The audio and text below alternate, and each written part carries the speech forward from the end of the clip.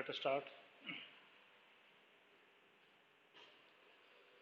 Good morning to all of you once again. अभी दूसरे session में हम जब बिजनेस स्टडी के अंदर जो चैप्टर में डिस्कस कर रहे थे वो आपका चैप्टर नंबर सेकंड है, हमारे प्रोग्रेस में था। तो आपका ये चैप्टर नंबर सेकंड है, form of business organisation.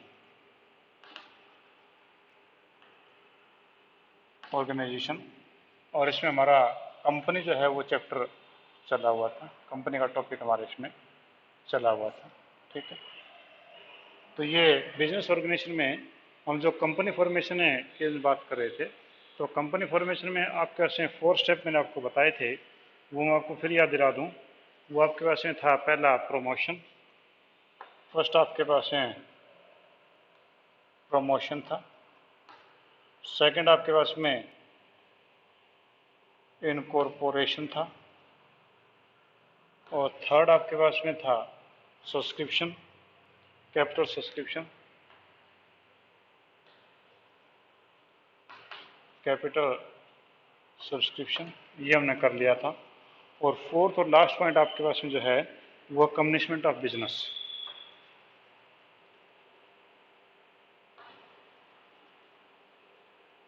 Commitment of business, ये टॉपिक है हमारे पास में आज डिस्कस करने को है। ठीक है, तो फॉर्मेशन ऑफ कंपनी में फर्स्ट और प्रमोशन के मैंने आपको 5-6 प्रकार की स्टेज बताई थी। फिर इनकॉर्पोरेशन में कौन कौन से डॉक्यूमेंट्स फाइल करने थे, 7 12 डॉक्यूमेंट बताए थे। कैपिटल है सब्सक्रिप्शन, आपके कैपिटल के बारे में मैंने 5-6 पॉइंट के बताए थे। आज हम करें that is A commitment of business, यानी बिजनेस को शुरू करना। तो बिजनेस को शुरू करना है तो इसमें हम क्या करेंगे कि जब आपके पास में ये सारी तीनों फॉर्मेलिटीज़ पूरी हो गई, प्रमोशन हो गया, इनकॉर्पोरेशन हो गया और कैपिटल का सब्सक्रिप्शन हो गया, तो उसमें मिनिमम आपका पास में जो कैपिटल है वो आपके पास में आ जाती है, यानी मिनिमम जो सब्सक्रिप्शन है 90% वो आ जाती है। तो उसके बाद में फिर आपका जो बिजनेस है स्टार्ट करने का काम शुरू होता है। तो इसमें कंपनी जो है, जो आपके बिजनेस का सर्टिफिकेट है आपको मिलेगा, तो उसमें ये डॉक्यूमेंट भी जो दिए जाते हैं, यानी कमिटमेंट ऑफ बिजनेस में जो डॉक्यूमेंट है कंपनी जमा करवाएगी रजिस्टर के पास में। पहला declaration the share payable to cash has been subscribed और द मिनिमम सब्सक्रिप्शन रिसीव्ड, यानी पहला कि मिनिमम सब्सक्रिप्शन का वो देगी। मिनिमम सब्सक्रिप्शन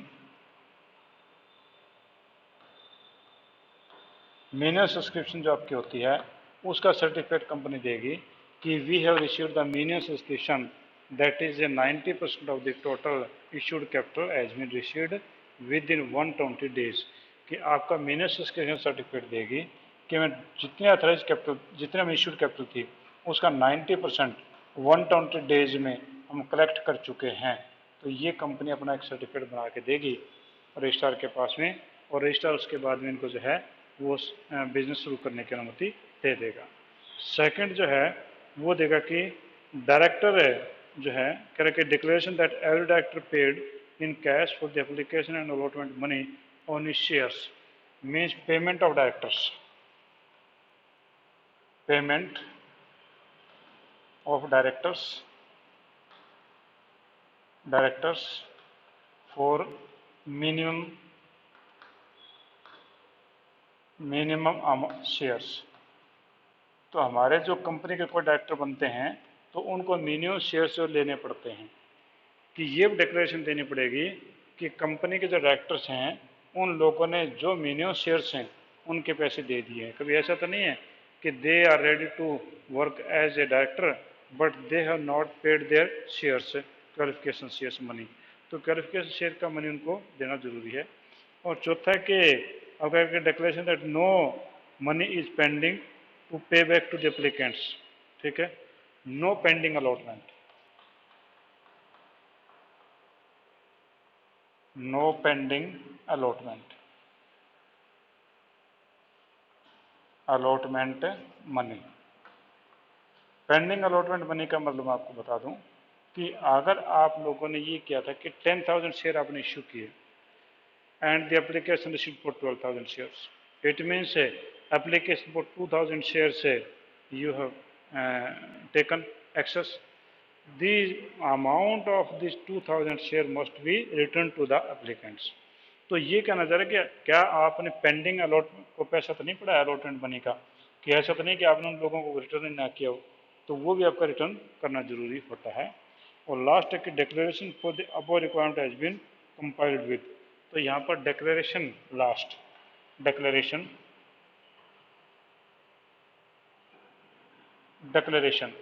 मीन्स यहाँ पर डिक्लेरेशन भी आपको करनी पड़ेगी कि all these things have been compiled with, कि ये ऊपर जो चीज़ें तीनों हम पूरी कर चुके हैं। अब ये चीज़ें जो है उसके बाद में आपका बिजनेस शुरू किया जा सकता है। ठीक है, तो यानी कम्बिनेशन ऑफ बिजनेस में क्या होगा कि मिनिमम सब्सक्रिप्शन 90% 120 डेज ये आपका मिल चुका है। It you will declare this और you will give the certificate to the registrar that we have received the minimum subscription within 120 days. Next, payment of directors minimum shares, कि जो directors हैं उनका मिनिमम शेयर की जो qualification है, they have deposit their money in the company. और third, no pending allotment money, means there is no pending allotment money that this excess shares application we receive that is not with us, तो वो भी आपने देना पड़ेगा। और चौथा जो डिक्लेरेशन है कि ऊपर वाली चीज़ें हमारी कंप्लीट हो चुकी हैं। तो इस प्रकार से आपका ये जो बिजनेस है वो बिजनेस कमिटमेंट आपका कंप्लीट हो जाता है। ठीक है, तो आपके फॉर्मेशन इस तरह से कंपनी की फॉर्मेशन हो गई। पहला स्टेप आपका प्रमोशन था, दूसरा स्टेप आपका इनकॉर्पोरेशन था, तीसरा स्टेप आपका कैपिटल सब्सक्रिप्शन था, चौथा स्टेप आपका कमिटमेंट ऑफ बिजनेस था। तो ये आपके स्टेप से कंप्लीट हो जाते हैं। तो इसका मतलब ये है कि आपकी कंपनी अब बन गई है। ठीक है, अभी हम कुछ उनके बारे में डिस्कस कर रहे थे कि कुछ हमारे पास डॉक्यूमेंट हैं दैट वी मस्ट प्रिपेयर। वो डॉक्यूमेंट कौन कौन से थे मैं आपको बार बार बता रहा था। MOA, अब आप सोचेंगे MOA बोल रहे ये क्या मतलब था, तो MOA उसका शॉर्ट फॉर्म है, that is memorandum of association. IAOA article of association, ठीक है, और प्रोस्पेक्टस। ठीक है, तो आपके ये करके important document used in formation of company. तो इंपॉर्टेंट डॉक्यूमेंट कौन कौन से हम उसके बारे में डिस्कस करेंगे आज।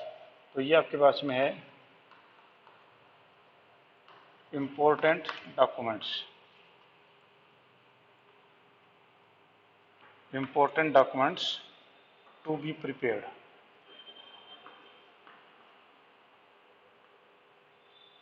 इंपॉर्टेंट डॉक्यूमेंट जो है वो भी आपने प्रिपेयर करना जरूरी है। तो कौन कौन से डॉक्यूमेंट हैं, पहला आपके पास डॉक्यूमेंट है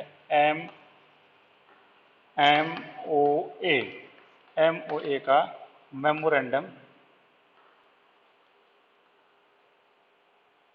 memorandum of association,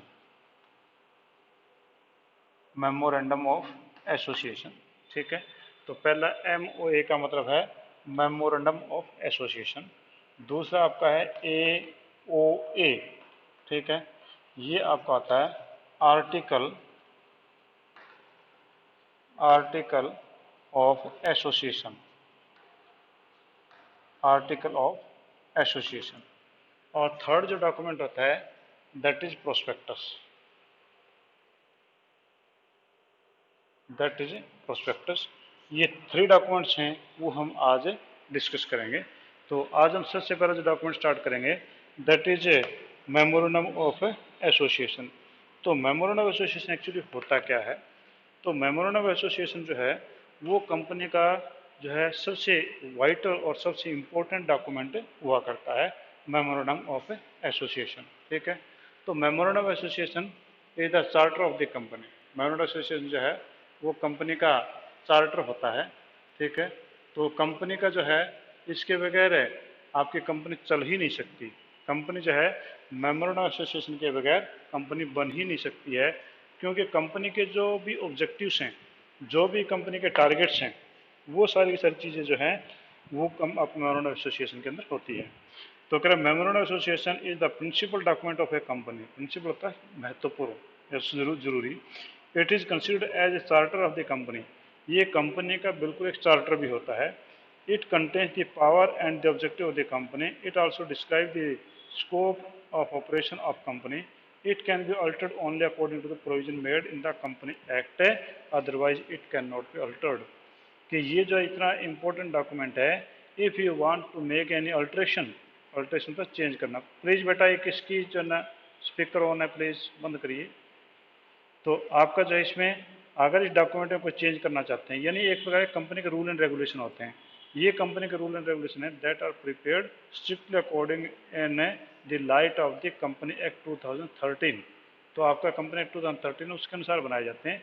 if you want to make any type of the change then it is not possible to take the to make the change without the permission of the company act 2013 और without the permission of the company law board. It means it is a very important and a vital document. अब इसमें आपके जो memorandum association है वो बाहर के लोगों के लिए भी इंफॉर्मेशन है।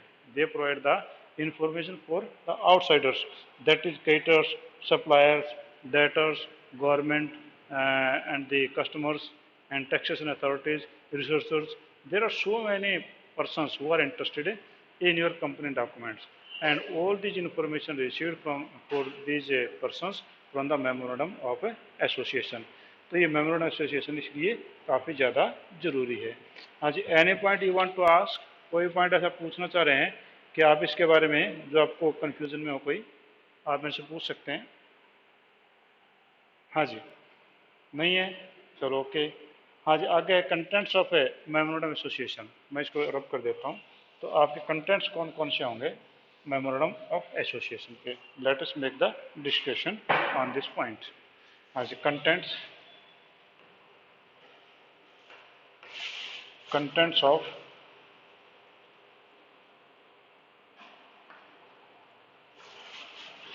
memorandum of association. There are so many contents in the memorandum of association. If all these contents are not completed, then memorandum of association itself is not assumed as complete. First is that is name clause. First is that is name clause. Close का मतलब line या पंक्ति, ठीक है, यानी name close, यानी सबसे पहले इसमें जो नाम की लाइन है वो आपकी होनी चाहिए। Means what are the name you are going to adopt your company, तो उससे रिलेटेड आपके कुछ रूल हैं। Anybody can not take any name without the permission of the company registrar और without the permission of the government. It means first of all when you are choosing any name of the company you will suggest it to the company registrar and company registrar will go through the name is correct और not. If the name is already exist in the for the other company, that will not allow to you. If your name is resembled to the other company, then that will also not allow to you. If any name that give you the indication of the government company, that is also not allowed to you. इसका मतलब कि name clause में आपकी काफ़ी सारी चीज़ें आपकी होती हैं। तो यहाँ पर जो कुछ रिस्ट्रिक्शंस हैं, पहला कहता है कि the name of the company must be and with limited in the public and private limited. Means name clause में जितने भी आपके नेम हैं पब्लिक कंपनी के लिए, for public company limited word is use there. Last में आपका LTD, इसको हम बोलते हैं लिमिटेड वर्ड इज यूज। और for private company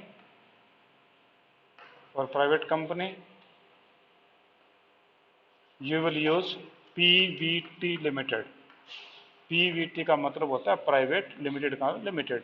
it means it shows clear that this company is a public company because there is no word of PVT limited, and in this word you can see that it is a private company because PVT word is there. तो आपका पहला तो जो है ये आपका private limited और limited word होना चाहिए। दूसरा जो है name should not be identical, ठीक है। सेकंड है name should not identical. Means this name should not be identical with the other companies. If there is any company which already exists and you are putting the same name, that is not allowed to you. And third is the name should not contain cooperative. Cooperative word should not used. Cooperative word should not used. आपका जो cooperative word है वो use नहीं करना चाहिए, because cooperative का तो आप मतलब समझ ही गए थे। Special chapter was on cooperative society. Cooperative is different one meaning and company is different one meaning, because the cooperative society are only for the public service, only for the service of the society, and the company is meant for to earn the profit. It is the difference between cooperative society and the company. And fourth one is name should not be convey the government department. Means name should not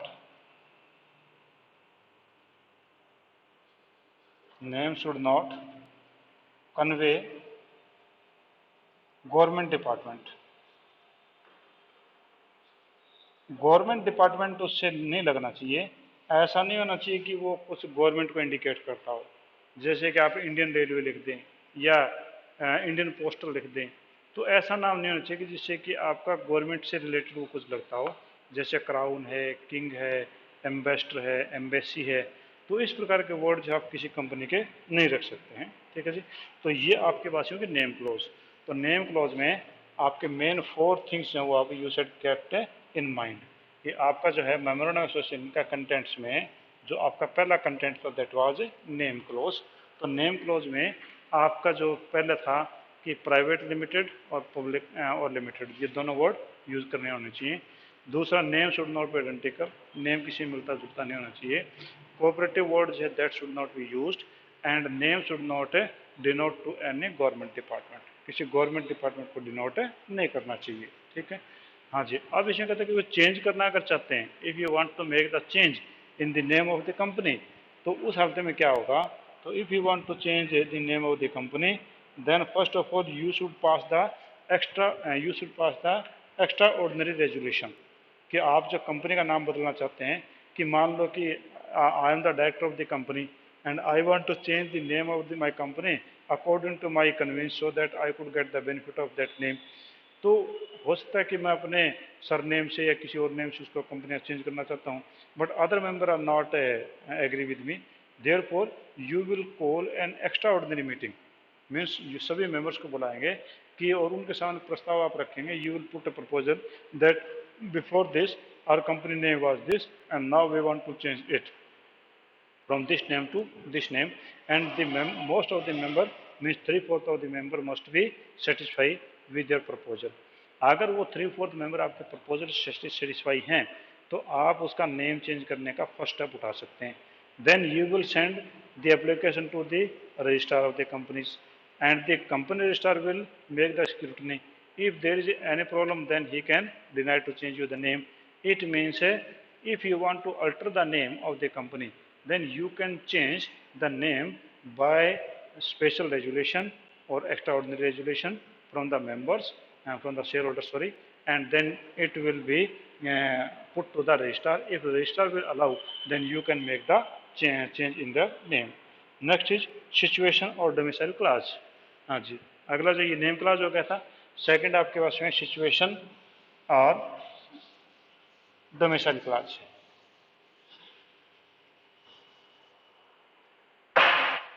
second is situation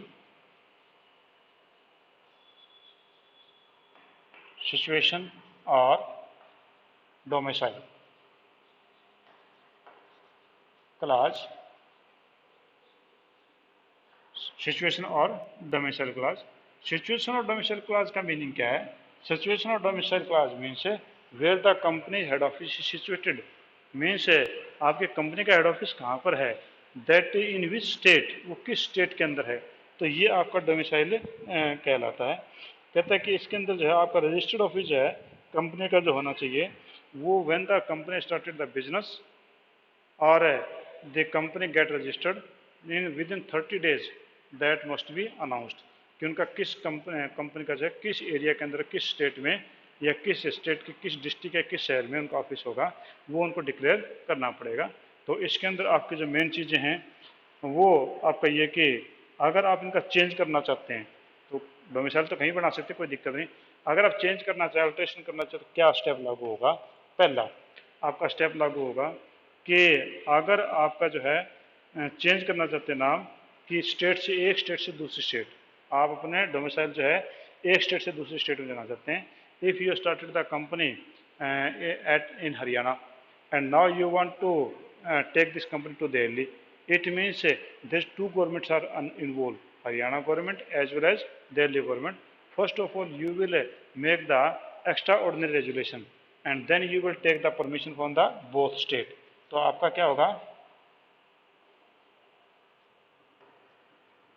permission from both state. आपका जो दोनों state से permission लेनी पड़ेगी। तो पहला तो ये कि if you want to change the state then first of all you will take the permission from the both state registrar. अगर हरियाणा का रजिस्ट्रार उसको यस करता है कि हाँ आप चेंज कर सकते हैं और दिल्ली का अगर रजिस्ट्रार ये कहता है कि हाँ आप आ सकते हैं तो आप ये चेंज करवा सकते हैं। पर उससे पहले डोमिसाइल चेंज करवाने से पहले आपको स्पेशल रेजोल्यूशन भी पास करवाना पड़ेगा। सेकंड है, अगर आपका जो है सेम स्टेट में एक शहर से दूसरे शहर में, तो ये तो आपका स्टेट चेंज हो गया था, स्टेट चेंज में है ये। और दूसरा है आपके पास में डिस्ट्रिक्ट चेंज, ठीक है, डिस्ट्रिक्ट चेंज। तो डिस्ट्रिक्ट चेंज में होगा तो क्या होगा कि परमिशन, गवर्नमेंट की परमिशन तो जरूरत नहीं है, पर आप उस हालत में क्या करेंगे कि आप उस हालत में जो है एक स्पेशल रेजोल्यूशन पास करेंगे, ठीक है, यानी मेंबर्स बताएंगे। तो आपका नंबर 2 स्पेशल रेजोल्यूशन।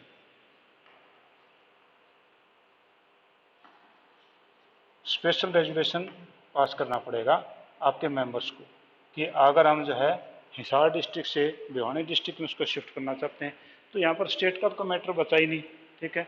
आपका जो है केवल और केवल आपके मेंबर्स का बचा, स्टेट में चाहे कहीं भी चले जाएं तो वहाँ पर आपका जो है स्पेशल रेजोल्यूशन पास करना पड़ेगा। हो सकता है कि हिसार में कुछ लोगों को दिक्कत हो भिवानी जाने में, तो वो लोग हो सकता है कि इसको पसंद करें या ना करें, तो ऐसा भी आपका हो सकता है।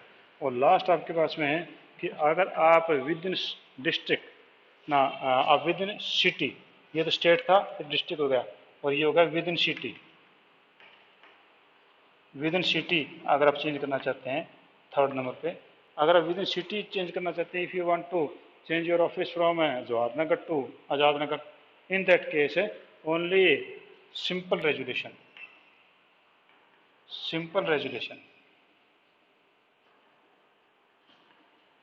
Resolution is required. तो यहाँ पर आपका स्टेट का कोई इन्वॉल्वमेंट नहीं है, कोई और नहीं है, केवल सिंपल रेजोल्यूशन जो है वो 50% मेंबर अगर यस कर दें तो हम उनको चेंज करने की अनुमति, अल्ट्रेशन होने की अनुमति उसमें मिल सकती है। तो ये आपके पास में हो गया जी 3 प्रकार से कि आपका जो डोमिसाइल क्लाज है, तो डोमिसाइल क्लाज में आपने देखा कि डोमिसाइल में आप लोग जो है जहाँ के कंपनी रजिस्टर कराते हैं तो वो वहाँ के नागरिक मानी जाती है, उस स्टेट की नागरिक मानी जाती है। और अगर उसमें चेंज करना चाहते हैं तो चेंजेस जो है वो आपके स्टेट लेवल पे, डिस्ट्रिक्ट लेवल पे और विद इन सिटी आपका हो सकता है, ठीक है जी। तो ये आपका होगा जी सेकंड स्टेप। पहला स्टेप आपका नेम क्लोज था, दूसरा आपके पास में सिचुएशन क्लोज है, और तीसरा हम आपका करते हैं जी दैट इज ऑब्जेक्ट क्लोज, ठीक है। तो थर्ड आपके पास में that is object close.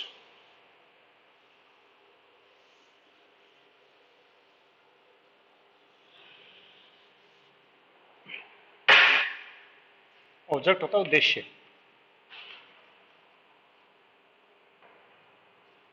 Object clause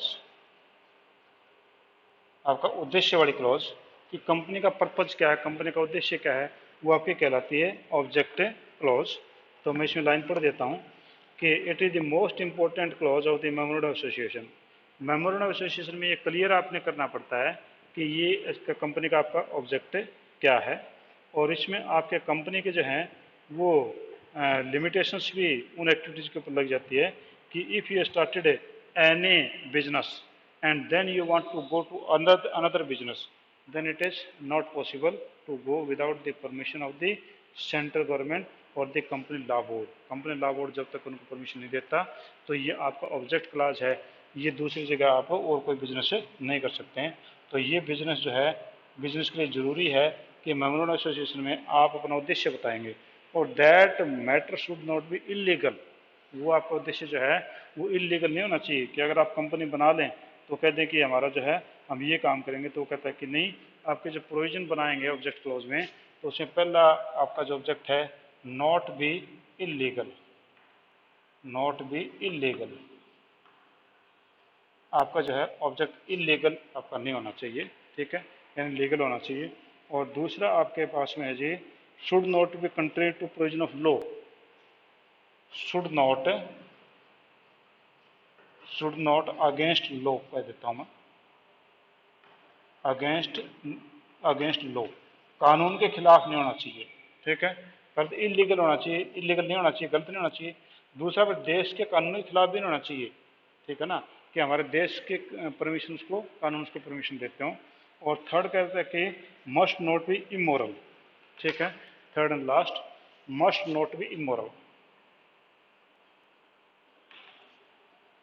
must not be immoral.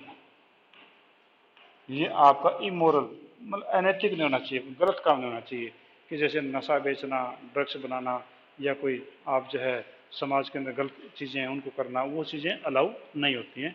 तो ये आपका था जी ऑब्जेक्ट क्लास। तो हम इम्पोर्टेंट डॉक्यूमेंट में हम कर रहे थे कि मेमोरेंडम एसोसिएशन आप शुरू किया था आज हमने, इसके हमने जो कंटेंट्स हैं, नेम क्लॉज, सिचुएशन क्लॉज और ऑब्जेक्ट क्लॉज, तीन हमने किए हैं। उसके बाद में कल हम जो और आगे करेंगे। तो इन तीनों में किसी को कोई दिक्कत हो तो ही और see can ask me by now, अभी मेरे से पूछ सकते हैं किसी बहन भाई को इसमें कोई दिक्कत है तो, ताकि मैं वो आपको क्लियर कर दूँ। हाँ जी, कुछ पूछना चाह रहे हैं? चलो ठीक है जी, थैंक यू, हम आगे चलते हैं, कल करेंगे बाकी।